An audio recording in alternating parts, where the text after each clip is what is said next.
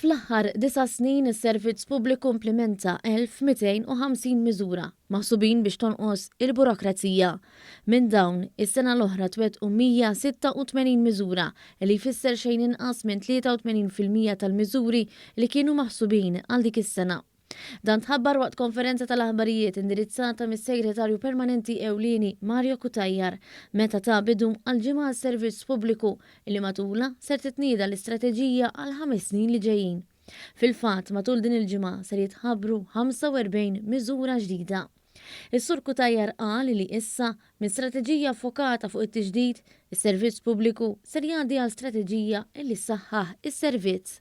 Qal li fl-aħħar snin ħidmet is-servizz pubbliku kienet iffokata fuq li tonqos il-burokrazija fil-waqt li l-klijent jibqa' dejjem fiċ-ċentru tal-ħidma.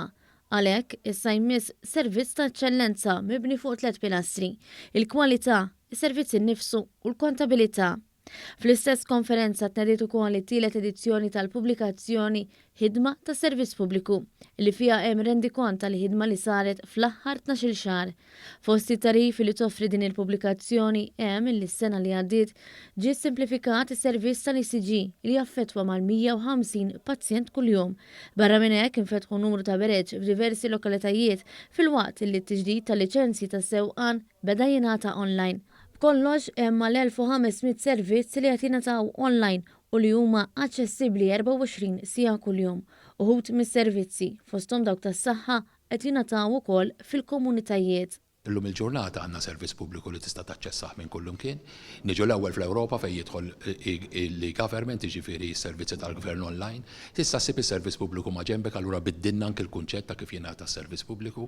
Allura din hija bażi b'saħħitha biex għada pitada fit-tmiem tal-5 snin nuru li veru wiment business meta għedna servizz ta' eċċellenza.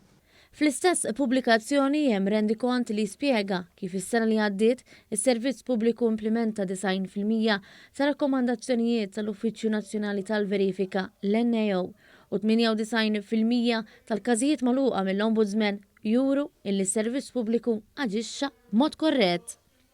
Is-Sur Kutajjar tkellem dwar kif fl-aħħar 5 snin ġew investiti 250 miljun euro biex jingħataw servizzi teknoloġiċi.